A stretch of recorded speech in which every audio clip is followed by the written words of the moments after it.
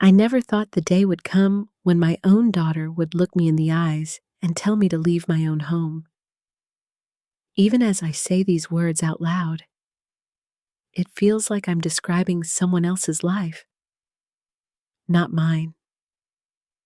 But the truth is, betrayal doesn't always come from strangers or enemies. It comes sharpest and deepest when it's from the people you sacrificed everything for. My name is Margaret, and I am 68 years old. For most of my life, I wore the quiet badge of a mother who carried her family on her back. I wasn't perfect, God knows. But I gave my entire self to raising my two children, Anna and Michael, after my husband left us when they were still in grade school. It was me who woke up at 4 a.m. to clean offices before the sun rose. Me who rushed to my second job at the diner. And me who stayed awake until midnight making sure my kids had everything they needed for school the next day. I spent decades living on scraps of time, my dreams pushed to the corner, telling myself it was worth it because one day, my children would stand tall and proud, and they would know their mother never abandoned them. For years, I held on to that hope like a prayer. I never remarried, never even dated, because I believed no man would love my children the way I did, and they deserved all of me. I used to whisper to myself when I dragged home exhausted, "It's all for Anna. It's all for Michael. It will matter one day." I never imagined that the very people I lived for would become the reason I feel like a ghost inside my own skin. It started quietly, almost too subtly to notice. Anna had always been the more headstrong of the two, the one with opinions sharp enough to cut, even as a teenager. She was beautiful, confident, and she knew how to bend people to her will. I used to be proud of her fire. I told myself she would need it to survive in this world. Michael was softer, more thoughtful, almost too gentle for a boy raised without a father. He clung to me even as he grew older, and sometimes I worried he leaned on me too much. But in those differences, I found balance. They were my sun and moon, opposite yet whole, and I believed I was their anchor. When Anna married David, a man I never quite trusted, I didn't voice my concerns. I didn't want to ruin her happiness, and I convinced myself maybe I was just being overprotective. He was charming in public, polished in every way, but behind his eyes was something I couldn't explain, a coldness, a calculation. I swallowed my doubts, smiled at their wedding, and gave them my blessing. But looking back now, I realized that was the first time I betrayed myself by silencing the voice inside me. Years passed, and the house I had fought to keep our family home became the very place where cracks started to spread. I had dreamed of this home being my legacy, the place where my grandchildren would run barefoot through the halls, where holiday dinners would be filled with laughter, where my children would always feel safe enough to return. But dreams are fragile things. Reality doesn't care how many nights you went without food to make them possible. Anna and David began visiting more often, but their visits weren't about me. They eyed the house like predators circling prey. They made suggestions about updates, talked about maximizing space, and hinted that I should downsize since, after all, I was just one person living in a big old place. Each time, I laughed it off, pretending not to understand what they were really saying. But inside, my chest tightened with dread. Michael, on the other hand, tried to protect me. He told me not to worry, that he would never let anyone take the house from me. But Michael had his own struggles. His business failed, and he spiraled into debt. I gave him money I didn't have, drained what little savings I'd scraped together from a lifetime of work. I didn't hesitate, because that's what mothers do. I thought, surely, Anna would see that too, that my sacrifices were endless, and she would never betray me. But then came the day I will never forget. It was Christmas morning, of all days. The house smelled of cinnamon rolls I had baked from scratch, the same recipe my mother once taught me. I had strung lights around the living room, desperate to keep alive the traditions that bound us. Michael had come early, his face pale with exhaustion, but carrying gifts he could barely afford. Then Anna arrived with David and the children. She looked stunning, as always, her perfume filling the room before she even spoke. After dinner, when the children were playing in the corner and laughter should have filled the air, Anna pulled me aside. Her tone was soft at first, almost rehearsed. "Mom," she said, "David and I have been thinking, it doesn't make sense for you to keep this house anymore. It's too big, too much upkeep. We could move in, take care of things, and you could have a smaller place. It would be easier for everyone." I remember staring at her, fork frozen in my hand, my chest hollowing out. My voice trembled when I whispered, "Anna, this is my home. I worked my whole life to keep this roof over us. It's all I have." And then she said it, words so sharp they sliced through every illusion I had left. "This room is ours now. Mom, please, move out."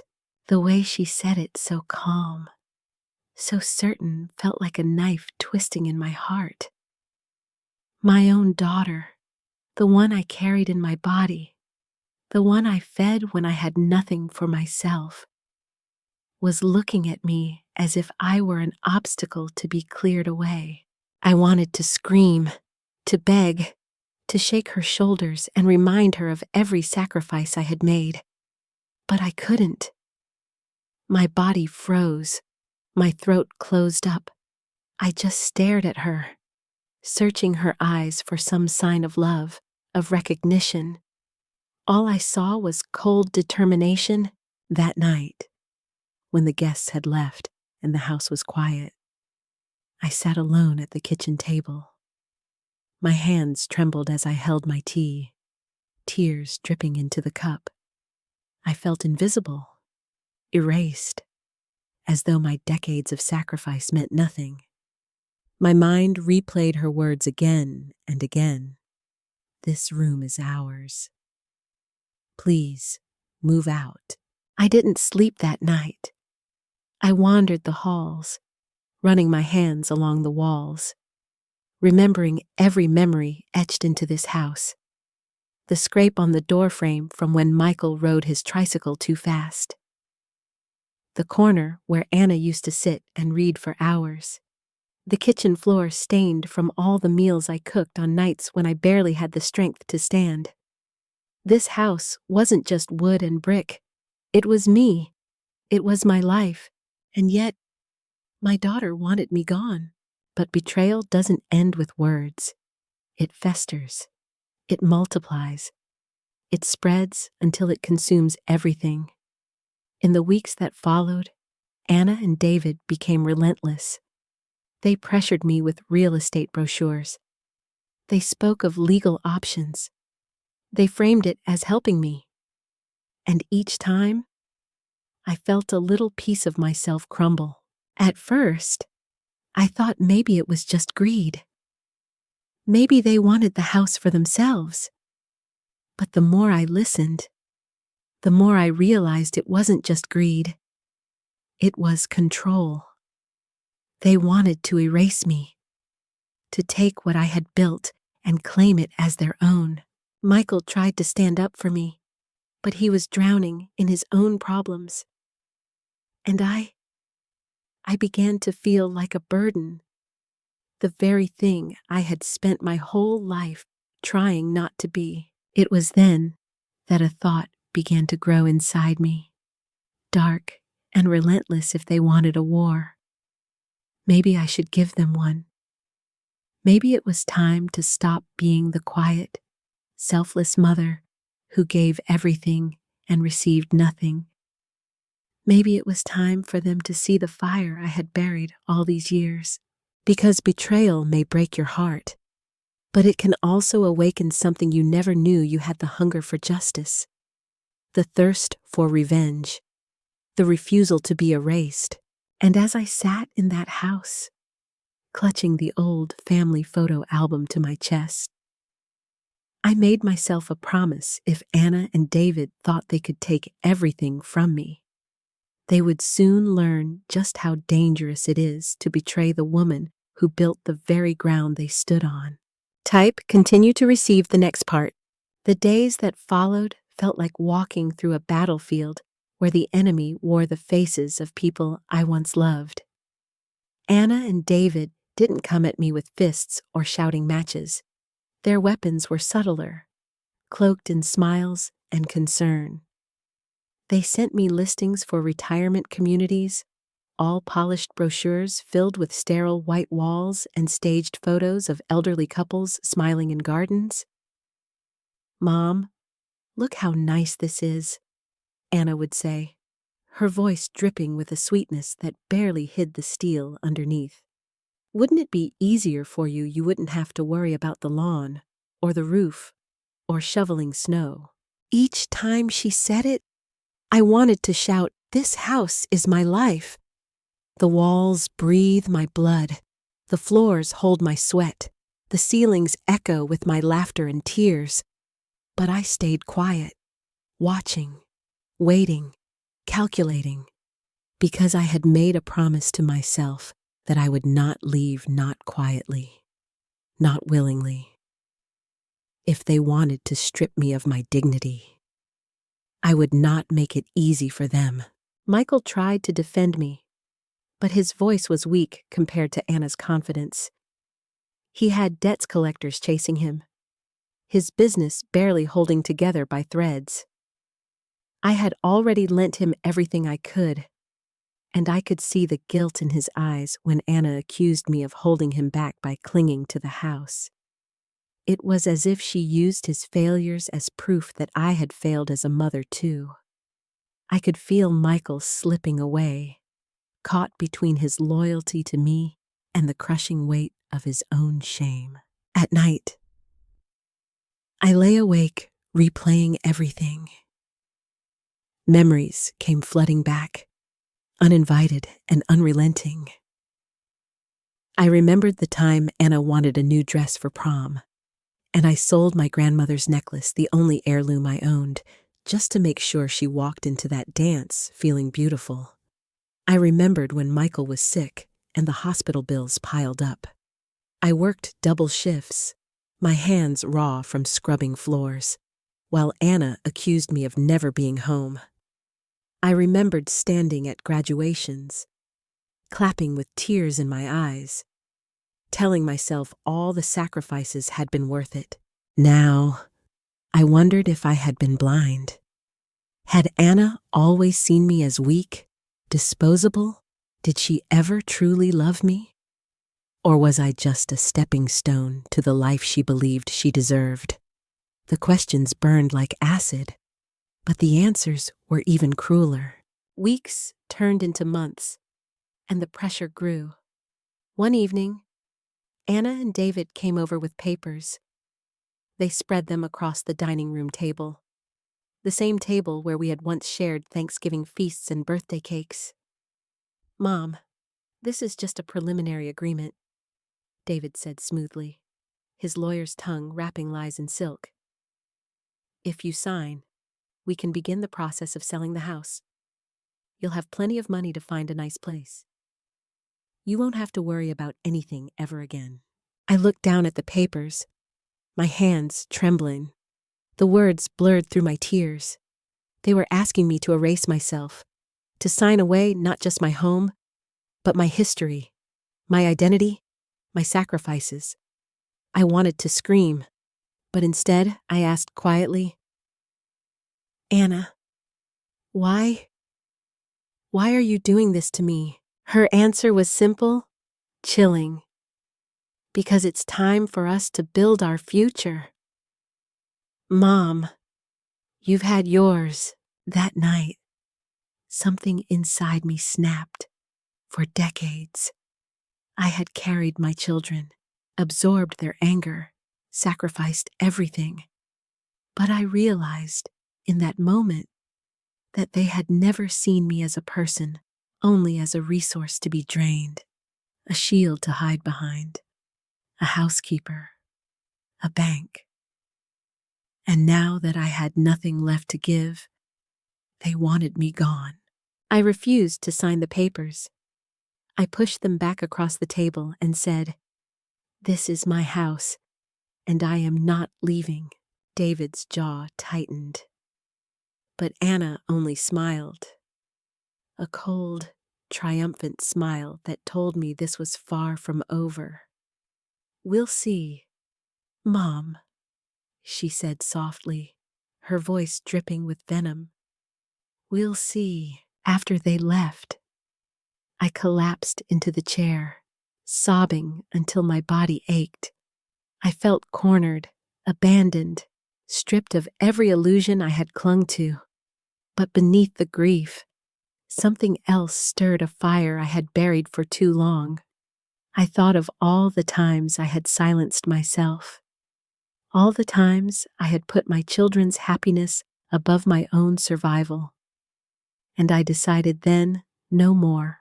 If they wanted to play a game of power, I would not lose. I began quietly gathering information. I went to the courthouse, digging through records. I met with an old lawyer friend who owed me a favor. I discovered something Anna and David hadn't counted on. The house was not just a home. It was legally untouchable without my consent. My name alone was on the deed, and I had safeguarded it years ago when I refinanced to pay off debts. Their plans were built on assumptions, not facts. I didn't tell them what I knew. I let them keep circling, keep underestimating me. And in the silence of my rooms, I began writing letters to Anna, to Michael, to anyone who might one day care enough to read. I poured out my memories, my sacrifices, my wounds. I wanted the truth recorded somewhere, even if no one ever believed me. But betrayal has a way of digging deeper. One afternoon, I came home from grocery shopping to find Anna in my bedroom. She was rifling through my drawers, her hands moving quickly, her face startled when I walked in. "I was just looking for an old photo album." She lied, her voice too calm, her hands clutching an envelope I knew wasn't hers. It was my will. I snatched it from her hand, my heart pounding. "How dare you?" I whispered, my voice shaking. "This isn't yours." Her eyes flashed with anger, and for the first time, the mask slipped. "You're selfish. Mom, you're clinging to things that should be ours. Do you want to die in this house, alone? Do you want to waste everything you built? We deserve this. We earned it."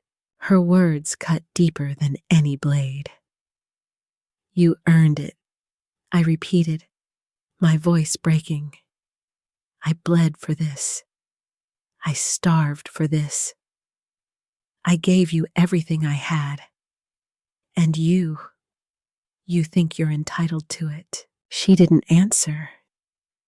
She just turned, her heels clicking against the floor, and left me standing there, shaking, holding onto the envelope like it was the last piece of myself. That night, I couldn't stop crying. Not just for the house, but for the daughter I no longer recognized. I realized then that betrayal wasn't a single act, it was a pattern. a truth that had always been there, hidden beneath the surface. I had been too blind, too hopeful, too desperate to believe in the love I thought was unconditional. But now, there was no hiding. I began planning, not just to protect myself, but to make sure Anna and David faced the consequences of their greed. I reached out to people they didn't know I still had ties with, old friends, community members, even Michael when he was sober enough to listen. Slowly, I began weaving a net around them, a net they wouldn't see until it was too late. Because if they wanted to erase me, I would show them the one thing they had underestimated: a mother's fury when she has nothing left to lose. And as I lay in bed that night, staring at the ceiling, I whispered to myself the promise I would keep until the end. They will not win. Not this time. Not over me. Type continue to receive the next part. They thought I was old, forgetful, easy to fool. They thought a lifetime of quiet obedience had made me small. How wrong they were. Once I started looking, the world opened like a wound, and all the truths I had buried came pouring out. I began at the edges. Small things that didn't look like much at first: a car parked too long in front of the house, a delivery I hadn't ordered, a name that kept surfacing in the papers Anna left on the kitchen counter. I asked questions without sounding like I was asking. I smiled at neighbors and listened for what they offered. People like to talk about other people when they think no one is listening. I used to get my news from the gossip over the fence and the volunteer at the library, and no one thought to hide anything from me. My lawyer friend, Thomas, met me in a coffee shop that smelled of stale pastries and black coffee. He looked older than I remembered. Everything about him softer except when his eyes locked onto mine. Then he became the man who had once argued wills and deeds in court like a gladiator. I told him the story in pieces because that's how it felt, pieces of a life being pulled apart. He listened without surprise. They're trying to push you out by persuasion and pressure, he said, stirring his coffee. They want you to sign because without your signature, their path is harder. But there are other avenues if they're using deception. He slid a photograph across the table, an old black and white of a younger version of me at the kitchen table. Hair in a messy bun, eyes full of stubborn hope. We need proof. And someday, when they realize how serious you are, they'll try to cover their tracks. Gather everything you can now. So I began to gather. I took the envelopes Anna thought she could pry into, dusted off old bills, sorted through decades of receipts. I built a small fortress of paper on my dining room table, photographs of birthday cakes that wore my thumbprint, canceled checks where my handwriting wavered like a map of exhaustion, letters interrupted by the sound of babies crying. I found evidence of the nights I skipped a meal so the children would have clean clothes for school, notes where I'd scribbled rent and milk in the same trembling hand. Each piece of paper was a prayer. Each page a nail driven into the coffin of their argument that I was too unstable to make decisions for myself. The more I searched, the more I found that money, like everything else in my life, had been siphoned and redirected in ways that made my blood run cold. There were bank transfers I didn't recognize, amounts withdrawn from accounts that should have been closed years ago, and a few entries in my checkbook that didn't match my handwriting. One name kept popping up: Montgomery and Crane, a corporate name I recognized as a management company that handled rental properties in the county. On my third trip to the county office, a bored clerk looked up and, seeing my determination, decided to help. We've had filings from Montgomery and Crane on this parcel, she said, pulling out a thin folder. Looks like there were attempts to mortgage the property a few years back. Someone tried to do a quick refinance using a power of attorney, but it was flagged. My breath hitched. "Who tried it?" I asked. The clerk shrugged. "The paperwork lists an agent, names," and then she drew a blank, flipping through pages. "Here, David Archer." David. The man who smiled like a television host and spoke like a man who'd learned to charm lawyers? The paper in my hand felt heavy, as if the house itself had clenched its teeth and handed me the proof. They had tried to touch my deed. They had tried to slip their fingers into the seams of my life and pull everything out. When I confronted Anna the next day, she stared at me like I had grown a third eye. "Where did you get that?" she demanded, voice tight. I held the folder like a shield. Why would David try to touch my mortgage? Why would he try to refinance my house without telling me? She laughed, a brittle sound. "You're imagining things." "Mom?" David was just trying to help clean up the paperwork. "You can't keep living in the past." Past. They always used that word as if memory were a disease. "I will not sign anything," I said, the declaration tasting like copper in my mouth. She sighed, as if dealing with me required pity. "You're making this difficult for everyone," she said. That, I realized, was their favorite line, "make it difficult." I adjusted my approach. If they wanted to play with legal papers and whispered promises, I would make the game public. I began to tell my story to people who mattered, members of the community, who had known me when my hair was dark and my fingers were swift with laundry. The church ladies who remembered me folding casseroles into tins and bringing them on nights when a neighbor was sick. The librarian who had tutored my children for free when the school couldn't. I went to the local monthly town meeting and, with hands that shook but eyes that didn't, I stood and told my truth that my daughter was pressuring me to leave, that my house was being targeted by refinances and false papers, that I would not be pushed out by those I had raised. Word spread. Sympathy is a current that runs fast in small towns.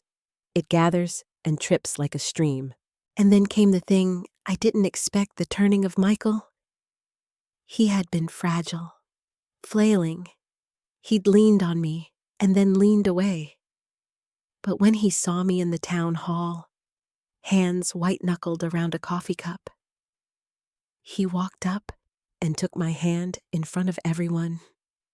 He looked at Anna with something in his face I had not seen in years: shame. "This is my mother," he said quietly, "and she did everything for me. I'm so sorry." The apology was a tiny crack in the cold facade Anna had built. I wanted to catch him, to keep him from slipping into his old habits of avoidance, but I let him stand and speak. The public moment unsettled them. Anna's jaw clenched. David's eyes went hard. I knew then that if the pressure was going to stop, it would be because the people who mattered, neighbors, friends, anyone who might have to choose sides, saw too clearly what Anna and David were trying to do. I began to plant seeds: an anonymous email to a local reporter, a call to a banking regulator about the attempted refinancing, snapshots of paperwork sent to a legal aid service for the elderly. I was no longer just a woman in a house. I was a force of stubborn presence. They had thought I would crumble when frightened. Instead, fear lit me like gasoline. But even as I mobilized the community, the personal betrayals cut deeper. I discovered that Anna had been keeping secrets not only from me, but from herself, little evidences of entitlement, purchases that outpaced her salary, a credit line she'd never mentioned. One evening, I found a series of messages on the tablet she'd left in the living room. She'd logged out and forgotten to close the chat. They were conversations with a woman named Claire at Montgomery and Crane. "We need to move fast," Claire wrote. "The listing is hot. Once the title is clear, the sale will go quickly." Anna's replies were short and efficient. "I'll handle Mom," she typed. "She's soft. I'll get her to see sense." I felt like I'd been punched in the gut. She had planned this.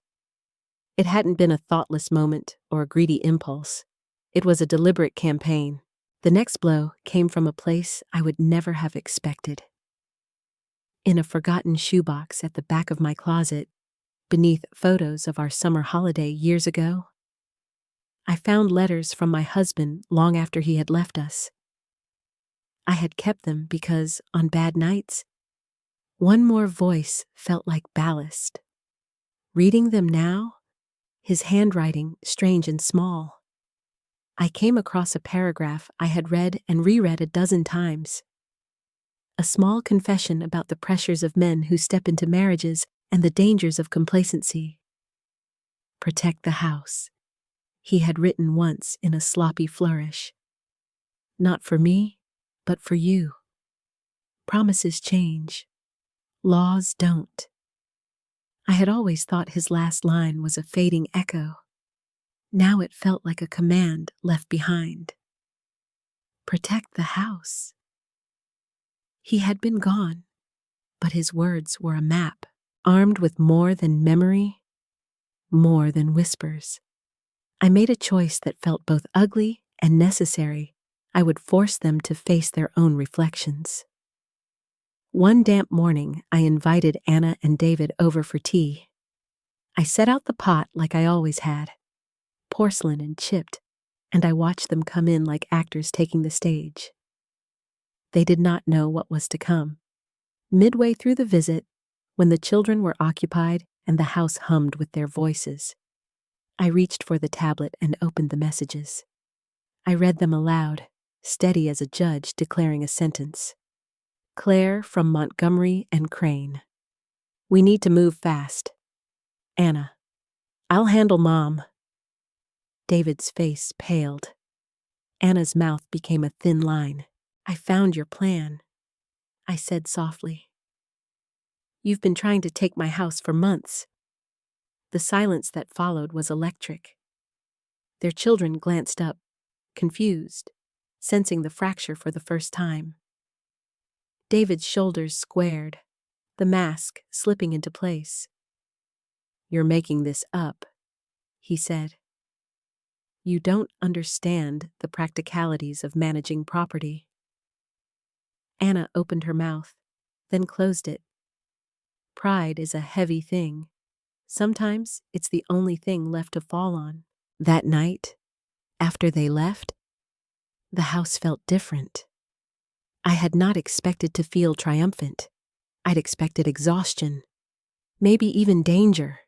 Instead, I felt the cool clarity of a woman who had finally named the wound. By naming it, I had given it form. I was no longer drifting in a fog of confusion. They had exposed themselves, and the town had seen the shadow of the thing they tried to hide. But there was another revelation waiting to be unearthed, one that would change the shape of betrayal entirely. Late one night, when the house was asleep and the rain ticked against the windows like secret fingers, I went back into Anna's room. I had done things I never imagined doing, gone through drawers, found hidden receipts, but desperation sharpens morality into pragmatism. In the pocket of an old coat, I found a small, dust-crusted envelope with a bank stamp I didn't recognize. Inside were photographs, proof that Anna and David had met with an investor months before, plotting a purchase that involved my parcel. There was a contract. There was a signature that looked like mine, but wasn't. It was not just greed now, it was fraud. They had moved from persuasion to action. I felt the floor drop beneath me and then harden into something fierce. This was beyond family squabble. This was an attempted theft of a life.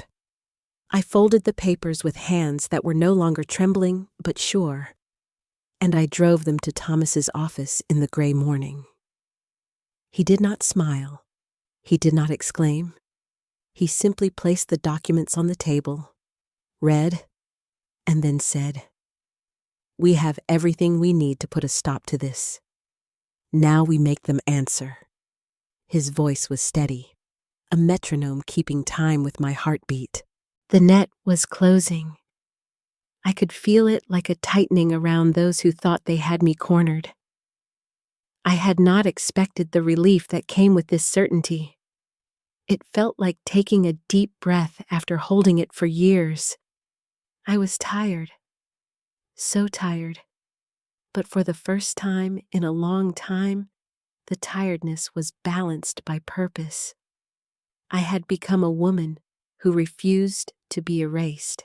There were nights of fear.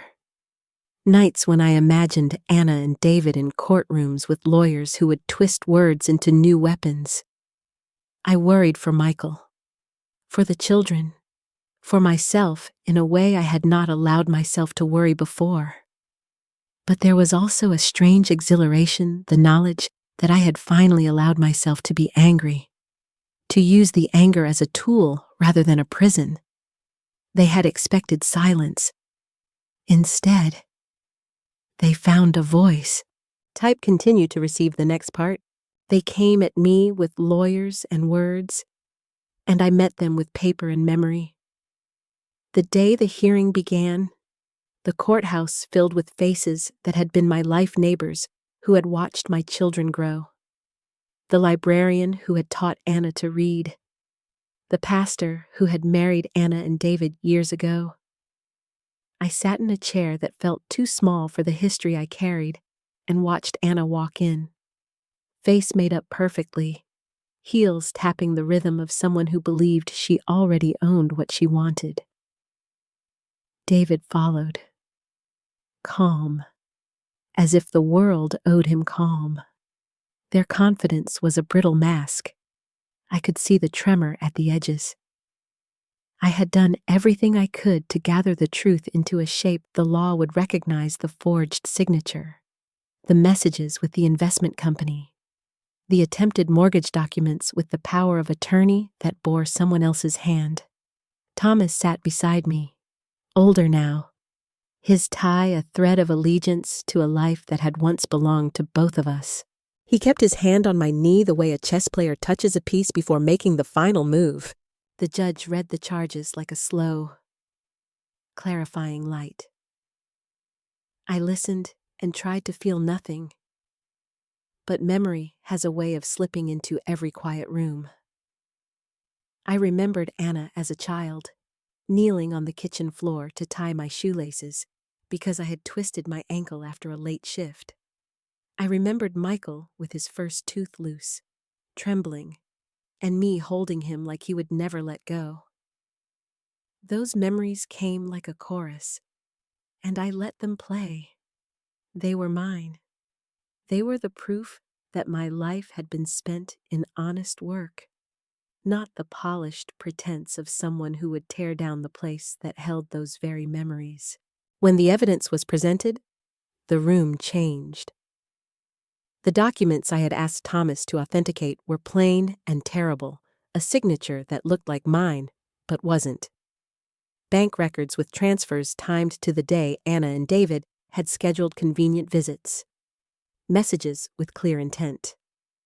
I watched Anna's face when Thomas laid out the sequence: the attempted refinancing, the back-channel correspondence with Montgomery and Crane, the meeting with an investor whose name showed up in the photos I had found in Anna's coat pocket.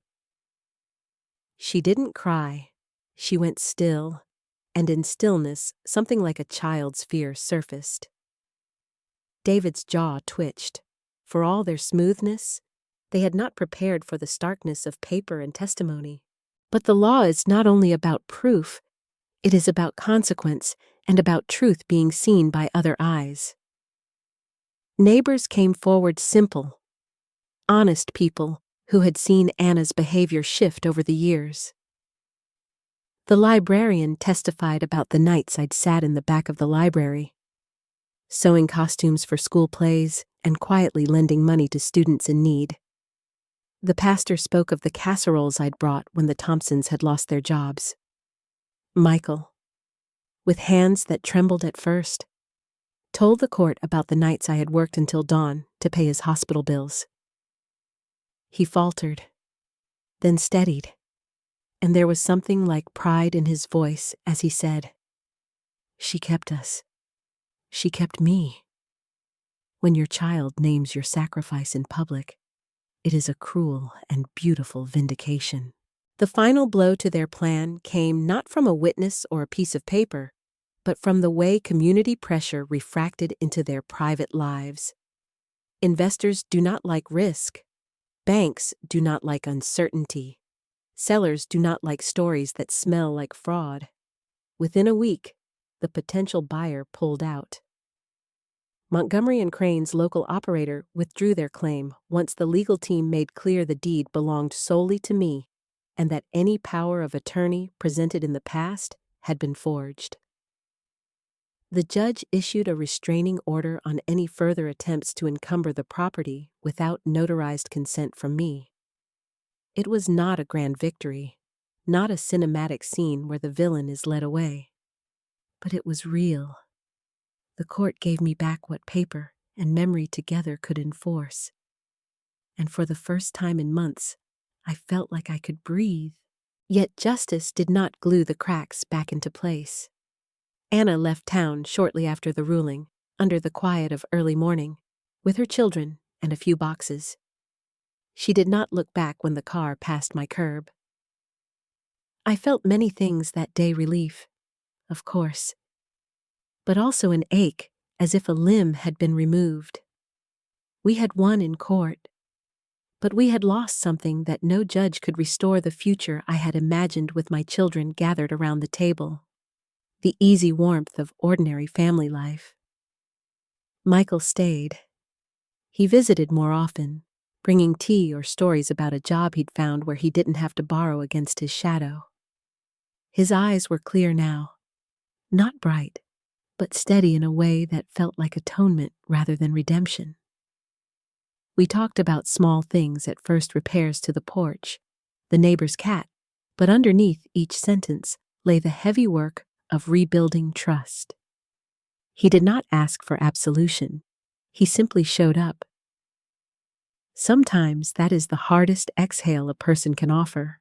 There were nights I cried until the pillow became a salt-smelling island. I cried for the child who had become a stranger, for the holidays that would now arrive with a hollow space, for the recognition that love is not an automatic shield against selfishness. But the crying changed over time. It became a way to clear out what had accumulated: fear, anger, disappointment, and to make room for quieter things: the laugh of a neighbor who stopped by with rhubarb pie, the contented purr of my old cat as she perched in the sun, the slow repairing of a fence that always needed mending.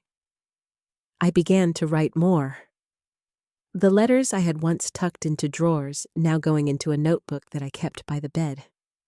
I wrote about the past not to punish, but to remember precisely where I had been, so I would know where to walk next. People asked me if I forgave Anna. Forgiveness is a word as heavy as a stone.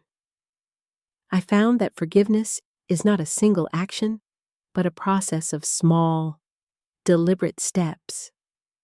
Some days I felt the hot flush of anger and wanted nothing to do with reconciliation. Other days, I could name the little girl with the gap-toothed grin, the teen who slammed doors but loved fiercely, and I felt a human sadness for what she had become. I forgave her in increments by not wishing her harm, by not allowing her choices to define me, by opening my door for the small things. But I did not pretend harm had not been done. Boundary became my new language. I learned that love without boundary can become a loophole exploited by others. The ultimate cost of their betrayal was not legal or monetary. It was the rupture of trust.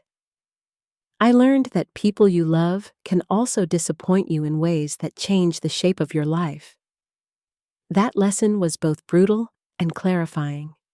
It taught me to hold my heart with both gentleness and caution, to give love fully yet protectively. I began to volunteer at the community center again, teaching basic budgeting classes to young parents who, like me once, were trying to stitch together lives from long, thin strands of time and money. I spoke plainly about sacrifice without martyrdom, about the necessity of saying no when someone's insistence crosses into taking. The work of telling my story in a room full of strangers felt strange at first, but as people nodded and leaned in, I saw the truth of experience bridging into something shared. In those faces, I found not pity, but recognition, and recognition gathered into quiet, useful power. Occasionally, in the deep hours before dawn, I walk through the house and touch the places that hold my children's echoes, the freckled banister, where Anna once traced her initials, the dented spot on the kitchen counter from a clumsy holiday present. I do not do it to revive pain. I do it to honor the life I built. That house is still mine. But more than that, it is a testament to the choices I made and the limits I now set. I discovered that preservation is not just about property. It's about preserving dignity, preserving the right to age with autonomy, preserving memory in a way that's honored rather than exploited. Sometimes people ask me whether revenge felt satisfying. Revenge is a word that tastes bitter when you put it in your mouth. What I did was not revenge in the cartoonish sense. It was an act of defense. It was saying no to being used, and yes to my right to exist on terms of my choosing. The greatest satisfaction came not from punishment, but from being seen the revelation of truth in a room full of witnesses. There is a dignity in being witnessed. Even when the witness is the unglamorous machinery of law, I felt witnessed, and witnessedness is a kind of justice. At the end of the long, strange year that followed, I sat at the kitchen window watching snowfall lay a quiet shawl over the world. The house hummed with a softness I had not noticed in the noise of survival. Michael called to tell me about a small victory at work. I cooked stew and left a bowl on the porch for a neighbor. I opened the notebook and wrote a line that felt like a fragile anchor. I was not broken by their betrayal. I was remade by boundaries and truth. It is perhaps not a neat moral, but it is real. Life had taught me that justice can be slow, that love can be misused, and that the final measure of peace is not revenge, but the quiet reconstruction of a life that holds space for your dignity.